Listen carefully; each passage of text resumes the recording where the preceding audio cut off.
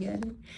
Šiandien mes kalbam su Ingrida. Ingrida yra mano studentė, viena iš mano geriausių studentų, kuri padarė labai geras progresą šiemet.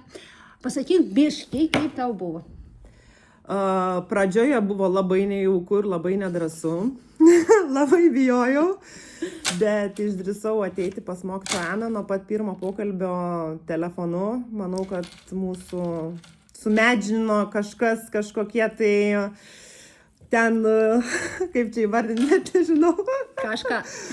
Taškeliai kažkokie. Ir po pirmo karto tai taip atėjus buvo tikrai labai nedrąsu, baisu, bet mokytoja Ana labai padrąsino, sakė, tu gali, bandyk, daryk. Ir metai laiko, kaip aš mokinuosi, ir aš kalbu angliškai.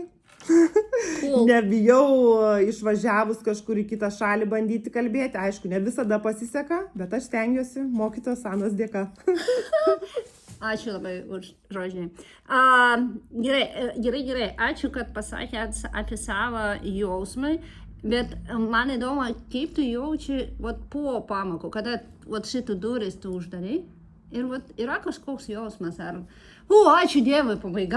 Ne, yra geras jausmas, nes man asmeniškai daug pastangų reikėjo įdėti, kad aš ateičiau į anglų pamokas.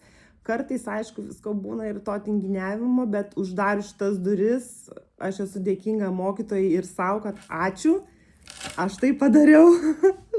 Ačiū labai, ačiū už tavo pastanga, pastangas. Dėl to, kad čia tikrai tavo darbą padaryta ir tavo progresas yra tavo darbo. Ačiū. Ačiū mokytoja.